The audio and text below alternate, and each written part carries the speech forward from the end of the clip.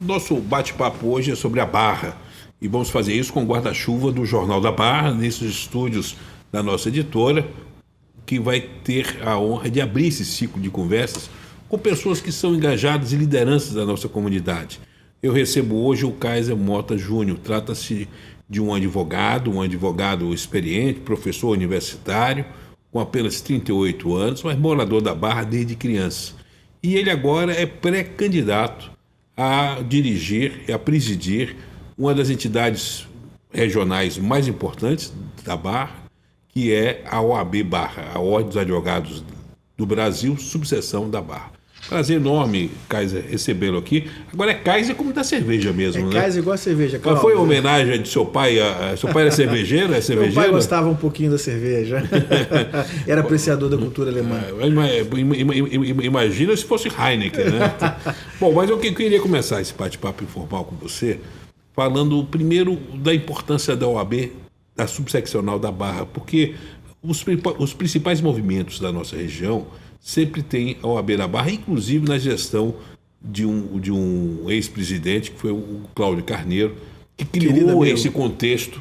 Aliás, você tem uma relação especial com o Cláudio, até já escreveu livros com ele, né? Sim, o Cláudio é um amigo, um professor, foi meu professor na UFRJ, sou formado pela Nacional, foi meu professor, escrevemos livros juntos, é um amigo querido, talvez tenha sido um dos melhores, talvez Cabo não, eleitoral foi o melhor presidente da OAB da Barra. Cabo eleitoral dessa sua pré-candidatura? Sim, o amigo me apoia. Bom, eu queria perguntar uma dimensão do que é a OAB da Barra. Me parece que ela é uma das maiores subseções, né? Sim, a OAB da Barra, Cláudio, ela é a segunda maior subseção do estado, perde somente para Niterói, que é um município, e na verdade, ela tem um número de 16 mil advogados residentes domiciliados aqui na Barra. A pandemia impactou essa atuação, a atividade dos advogados? Impactou. Quantos atuantes hoje, desses 16 mil? Na verdade, eu tenho um número não de atuantes, eu tenho um número de advogados ativos e aptos a votarem. Hoje chega os adimplentes. Os adimplentes, né? Em torno de 6 mil advogados. A advocacia foi solapada pela crise. E o que foi que a OAB fez para o advogado na crise? Até onde eu sei, nada, Cláudio. Infelizmente, a ordem... Nem a nacional? Na verdade, o que aconteceu? Na verdade, houve alguns programas sociais, como, por exemplo, a CAARG, distribuiu mais de 12 mil cestas básicas para o advogado. Mas o advogado não quer isso, Cláudio. Na verdade, esse ato me soa, inclusive muito pouco louvável, porque o que a OAB tem que ser a casa do advogado. Ele tem que promover e trazer ferramentas para o advogado ter trabalho. O que o advogado quer não é ter cesta básica, é trabalho e condições para isso. Voltando isso, você não acha que tem tido um aviltamento dos honorários? Essa questão do advogado, os honorários advocatícios não estão muito aviltados? Sim, é demais, Cláudio. Tem amigos nossos que vivem de mandados de pagamentos, dos famosos alvarás, estão vivendo verdadeiras agruras, porque o tribunal não tem interesse nenhum em promover uns honorários adequados. Na verdade, existe a nossa sensação daquele advogado que milita, como eu, sou advogado há 16 anos, é que o juiz de direito ele quer diminuir ao mínimo uma condição assim, indigna os honorários do advogado.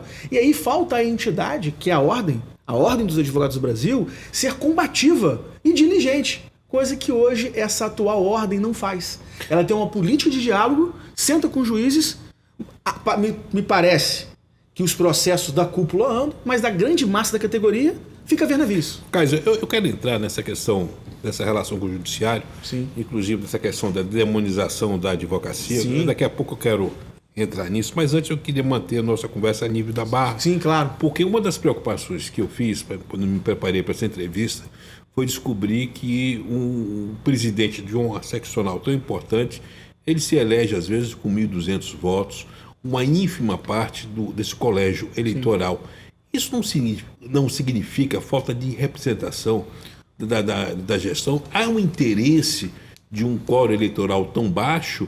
Porque o grande momento, no meu ponto de vista, de uma entidade, de uma associação de classe, é exatamente o ponto eleitoral, quando se discute o destino, a escolha dos dirigentes, propostas. E eu sinto que, pela primeira vez, estamos tendo disputa aqui na Barra. E pela primeira vez esse diálogo E essa discussão sobre o papel de uma ordem dos advogados do Brasil Perfeito. na Barra está sendo feito, não? Perfeito, Cláudio. Não, a sua percepção é exata. Tá? Na verdade, as eleições da subseção da Barra, ela talvez tenha um dos maiores índices de abstenção de todas as subseções. Não há um interesse da atual gestão em chamar o advogado para o debate, de chamar o advogado para construir a sua casa, a casa dos advogados aqui na Barra. Não há esse interesse. Na verdade, segundo os dados da última eleição, há uma abstenção que ultrapassa 65%. Ou seja, de um universo, na última eleição, de 10 mil advogados aptos a votar, foram votar 3.500, dos quais 3.500 advogados, dos quais 1.500 anularam. Ou seja, há um grande... Repete isso. Quer dizer, vamos falar com calma. 50% aproximadamente de quem votou anulou o seu voto. Isso. Ou foi lá para cumprir apenas uma obrigação? Foi cumprir uma obrigação, mas na verdade isso é um voto protesto. Ou seja, dos 3.500 advogados que foram votar na última eleição, entre brancos e nulos, 1.500 e você votou em quem? Eu anulei. Então você fez seu protesto. Já fiz meu protesto. Agora, com relação ao atual presidente, aliás, ele vai ser candidato à reeleição? Já é candidato. Qual o nome dele? Marcos Soares. Marcos Soares. E aí? Não tem nada contra a pessoa dele. Mas ele já pode ser candidato? Já se declarou? Já se declarou.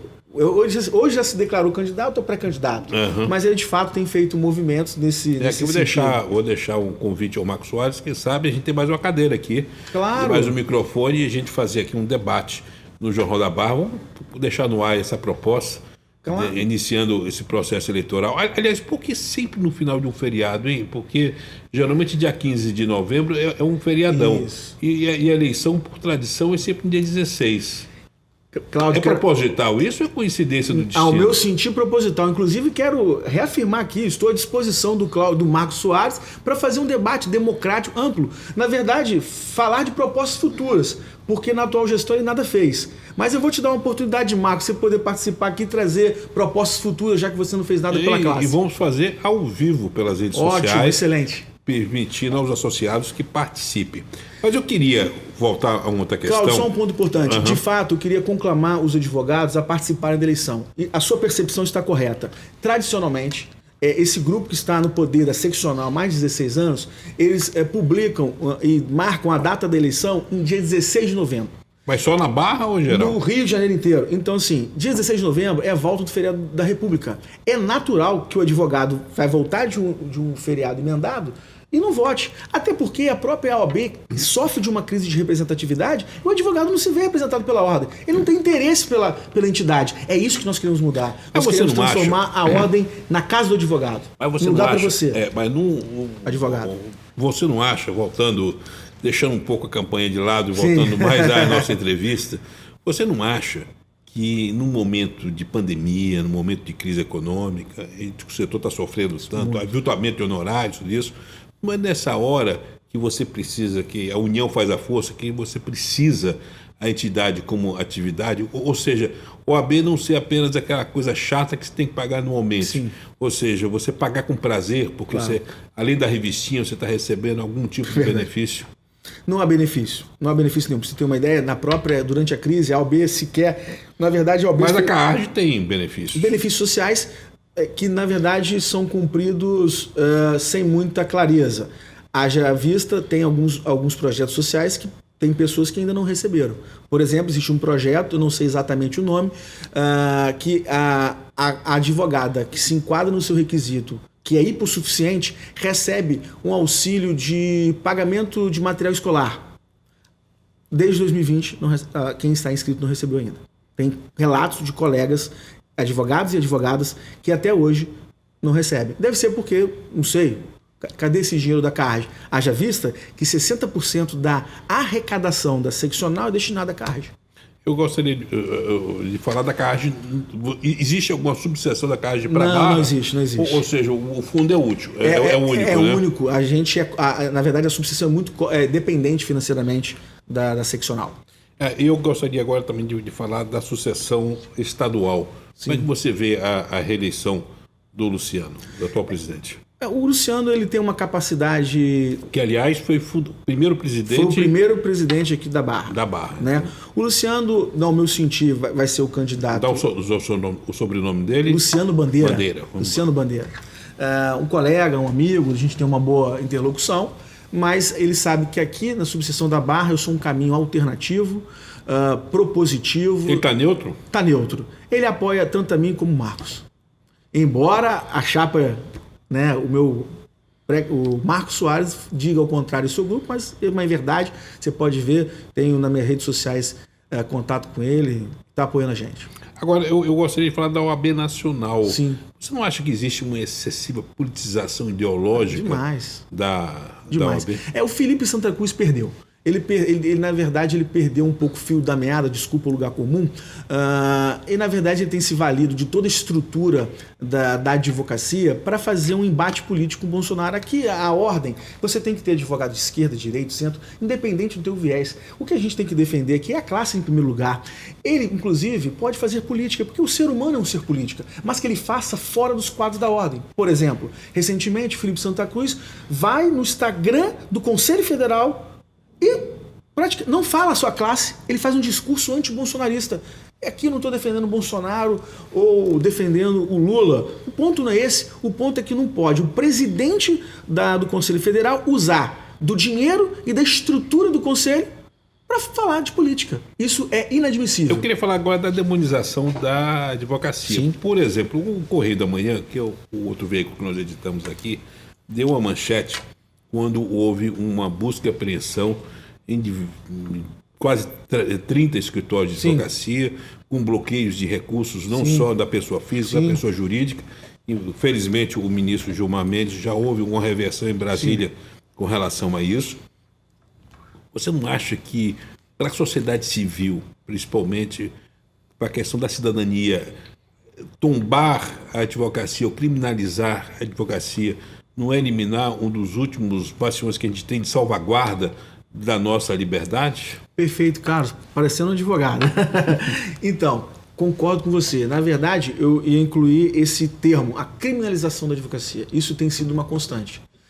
E a gente não pode esquecer que o advogado é indispensável à administração da justiça. E o advogado, ele tem dentro do seu atributo, do seu mistério, a defesa.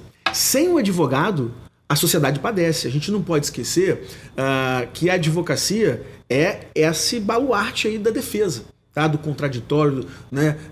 Do direito da gente expressar opiniões contrárias. E isso é muito importante.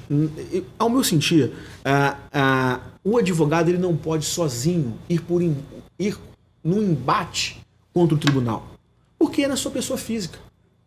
E aí que a OAB tem falhado. Várias dessas prisões são eminentemente inconstitucionais. Qualquer aluno de terceiro, quarto período das faculdades de Direito aqui no Rio de Janeiro, no Brasil, sabem que o modus operandi dessas operações são inconstitucionais. Por exemplo, mas o advogado não tem força para falar sozinho, precisa da instituição. Sim, mas eu queria personalizar aqui. Sim, claro. Um dos grandes nomes da advocacia, e eu respeito não só como teórico, mas como advogado, que é o Manuel Pechinho. Sim. E isso está padecendo de um suplício que em qualquer outro país não teria ocorrido, porque ele está sendo condenado pelo exercício da advocacia. Sim. Você não acha que a OAB foi falha na defesa do Manuel Pechinho? Inclusive, o Manuel Pechinho foi meu professor do meu mestrado. Ele fez parte da minha pré-banca. É um querido amigo, advogado militante, vive do que faz. Esse é o ponto. Se prende antes de ter um devido processo legal. Isso faz uma condenação midiática. Sim, midiática. Que depois não há volta. Não há volta. Esse é o problema. Na verdade, o que existe é a banalização do instituto da prisão. Isso serve a interesses de poderes, seja ele econômico ou político. E aí, o que tem sido feito é violação do processo constitucional. Mas isso tem crescido a ponto de começar a chegar na beira da advocacia. Sim, demais. Ou seja, a criminalização do advogado exercendo o papel de advogado. Sim, é verdade. E quem tem como atribuição fazer essa defesa? A OAB. A verdade, Carlos, é que a OAB... Cláudio, vamos lá. Desculpa, Cláudio. A verdade é que a OAB tem falhado no seu papel principal, que é defender o advogado. Ela se desvirtuou. Nós tivemos alguns avanços, sim, nós não podemos negar isso. Mas o ponto é que ela esqueceu do principal, que é defender o advogado. Sim, mas aí... Mas assim, entrando com medidas jurídicas... Mas você não acha que isso também é decorrente do próprio processo eleitoral da OAB? Porque no momento que a entidade ela é regida por grupos e não tem legitimidade de base, sim, isso não gera também essa falta de cumprimento de missão? Sim, porque verdade. O advogado fica órfão numa briga como essa. órfão. Não, esse é o sentimento. E, na verdade, esse foi o sentimento que me fez vir aqui. Esse foi o sentimento que me fez a ser pré-candidato à subseção. Eu sou advogado há 16 anos. Cláudio, sou advogado há 16 anos. E, desde que eu comecei a advogar, cada dia mais tem sido difícil a gente ter uma relação com o tribunal. E eu não tenho uma advocacia na área criminal, mas eu tenho pena dos meus colegas criminalistas. Porque, na verdade, a criminalização do advogado tem sido latente em qualquer área de sua atuação. Tá? Mas a ordem tem como instituição, o advogado sozinho não tem como fazer frente a esse cenário, só como instituição. Agora, sim, sem sombra de dúvidas, há uma crise de representatividade na ordem. Mas para a gente, como classe, começar a fazer um movimento, vou assim denominar, de resistência, tem que ser institucional. Agora, dentro desse critério, vamos dizer, de você julgar e legislar, eu queria pegar aquilo que eu já chamei em editorial de uma santíssima trindade, ou seja, 3 em 1. Vamos pegar o caso da CPI do fake news, sim, onde você tem um juiz que é investigador, o juiz, ao mesmo tempo, ele é ele é vítima, investigador e julgador. Isso. Como é que pode existir essa santíssima trindade e a OAB ficar calado? É por conta do viés político. Esse é o ponto. Ah, sim, porque esse viés hoje está a serviço contra Bolsonaro. Então, a OAB se cala... É casuístico. Se cala porque é conveniente, então. Isso, na minha análise é casuístico.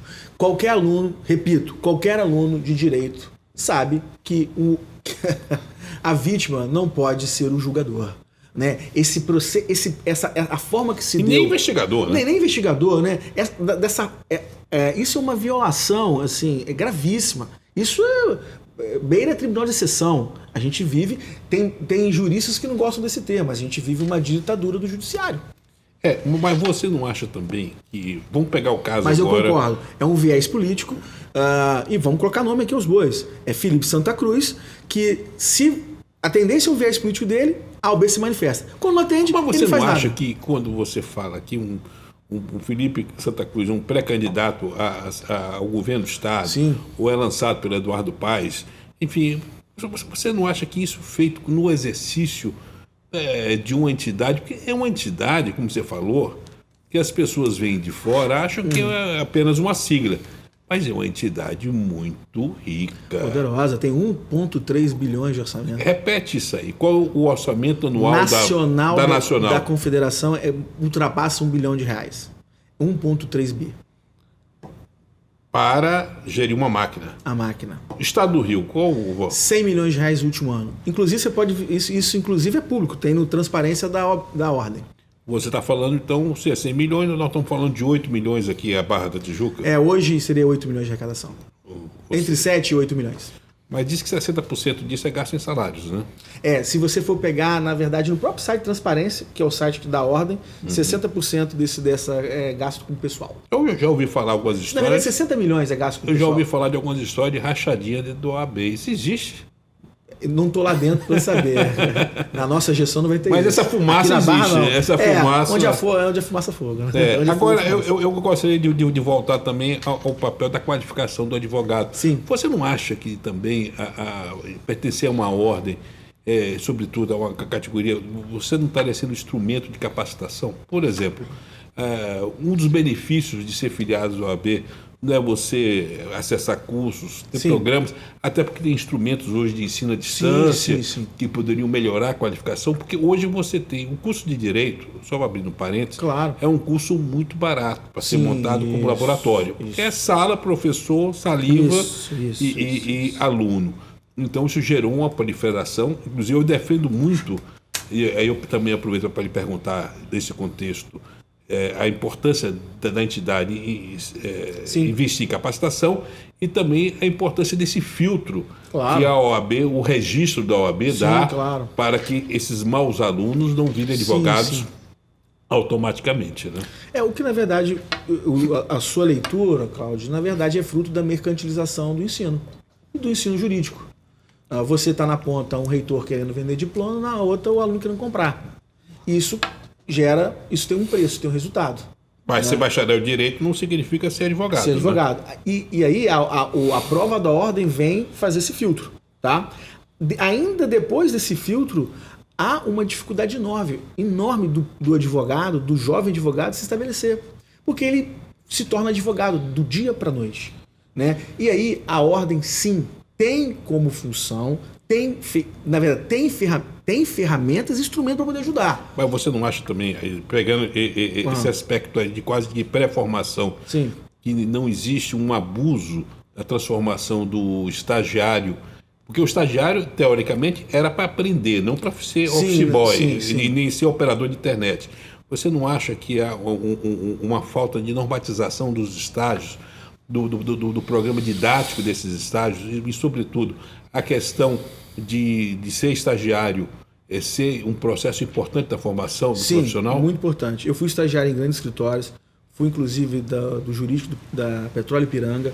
É muito bom. Hoje, na verdade, já há uma regulamentação. O estagiário tem que cumprir 4 horas, tá, no seu local de trabalho.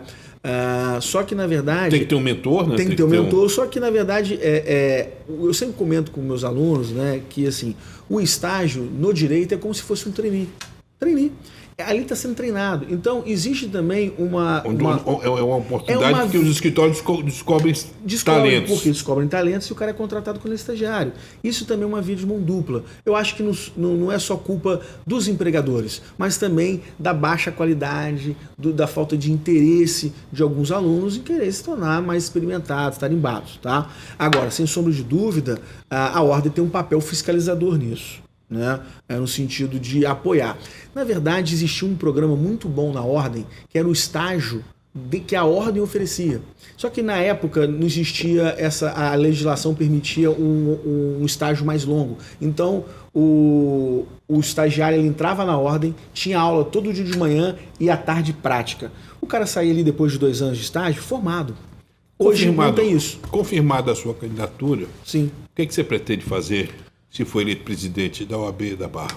Primeira coisa, vamos ter uma postura combativa com o Fórum da Barra da Tijuca. Não há mais espaço para um diálogo permissivo com a advocacia. O advogado sabe, aquele advogado que milita no Fórum da Barra da Tijuca sofre.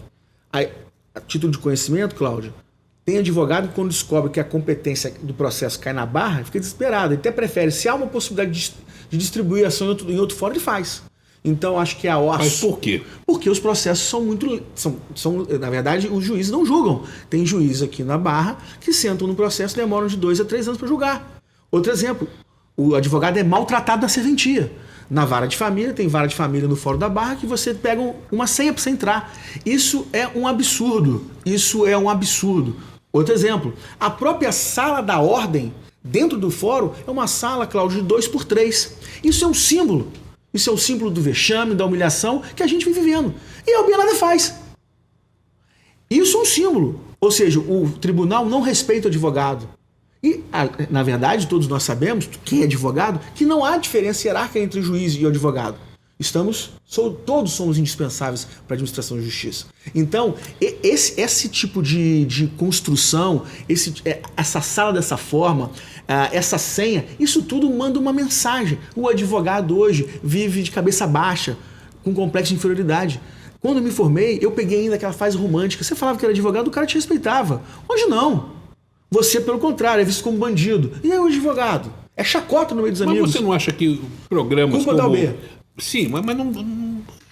Eu diria também, você tem, por exemplo, essas transmissões da CPI, as demonizações dos advogados, essa última sessão com o Luciano que quiseram tirar expulsar o advogado. Cadê a OAB? Essa é a pergunta. Era para ter tido imediatamente tinha que ter uma autoridade da ordem lá, um delegado, ou o que for. Mas eu garanto, se o depoente fosse um cara do PT, a OAB estava presente, pelo menos nacional. Isso aí o advogado tem... Agora, vamos finalizar a entrevista. Eu não gostaria de terminar sem falar da sua relação com a Barra. Você mora na Barra desde que idade? Na verdade, eu moro na Barra desde 1999, cursei meu ensino médio aqui e depois... No CEL, né? No CEL, no Centro Educacional da Lagoa, ali na Henrique Cordeiro, morei anos na Associação Bosque Marapendi, na BM ali. Então você ia a pé para... Ia a pé para o colégio, ia a pé para a praia. Qual são... Hoje a sua família, você é pai de dois, chegando no terceiro filho. Você tem um casal e está chegando... Sim, sou casado há 15 anos com a Fernanda, minha esposa. Ela é advogada? Não, ela na verdade foi executiva da Vale, hoje está cuidando só dos filhos. E... Tenho um filho chamado Tomás, tem 5 anos, querido, amado. Joana, minha filhinha linda, minha princesa de 2 anos, e está vindo agora, minha esposa esperando o menino, Benjamin. E com relação aos seus hábitos da Barra, o que você gosta de fazer na Barra? Hoje o barrense, né, que se preze, gosta de um shopping, gosta de um shopping, pratico jiu-jitsu, né, um abraço ao meu mestre, Vander Braga. O jiu-jitsu é uma paixão também, é um dos poucos lugares que me desestressa no tatame. Então eu frequento shoppings, praia, um abraço também para o pessoal do K8, que eu frequento ali. Curto esse estilo de vida da Barra. E você moraria em outro lugar no Rio de Janeiro? Não, jamais.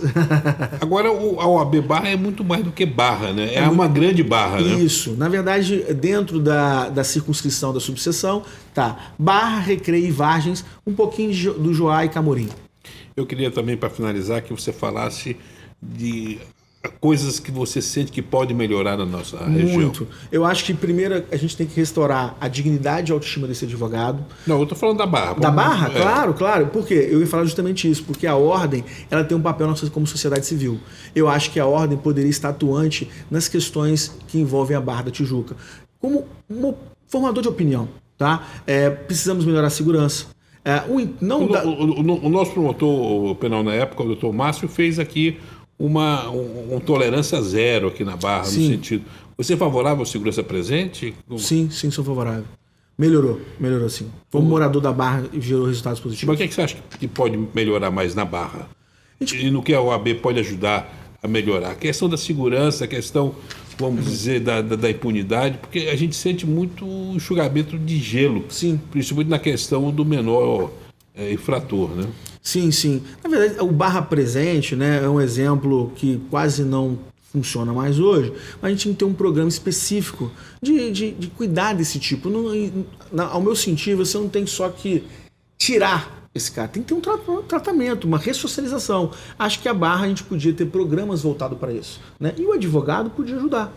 Ser, na verdade, um voluntário. Nós somos membros da sociedade civil. Por que não? Por que não, como instituição, dialogar por uma questão de segurança, dialogar com o comitê de segurança? Está mais presente, sem sombra de dúvida. Eu gostaria muito de agradecer a sua presença. Obrigado pela entrevista. Blanquear também nossas câmaras para a sua despedida. Sim. E, quem sabe, ainda não, né? Que é pré-candidato, mas já falar da esperança de ter o voto aí desse universo de advogados que moram e residem na Barra. Primeiro, agradecer a oportunidade. Me deixar à disposição para o eventual debate com o Marcos Soares e pedir ao advogado e advogada que faça uma reflexão. Você tem a chance histórica de mudar a subseção da OAB da Barra. Durante anos é o mesmo grupo na subseção. E eu queria provocar você. O que essa OAB, dessa atual gestão, fez de fato para você? Essa gestão, o que ela fez? O que ela promoveu? O que ela te ajudou na pandemia? Acho que juntos, né, a gente pode renovar, mudar. E eu queria convocar você a votar. Dia 16, vote. Faça uma reflexão de que tipo de ordem, instituição que você quer que te represente. Agora, tem um detalhezinho. Você tem um vice-pitbull na sua chapa, né? A gente tem um vice-pitbull. Alexandre Zindenberg. Perfeito. A sua chapa é formada por quantos? Vai ser formado por quantos? 42 advogados e advogadas. 42 advogados e advogados. Mas parece que tem umas regras agora. Tem algumas regras, né, de paridade. 42 advogados do Conselho Efetivo, né, e advogadas, e 42 na suplência. São 50% homens e mulheres e 30% com cotas de negros e pardos. Mas isso é uma decisão da OAB Nacional, né? A OAB Nacional. Válida desde quando?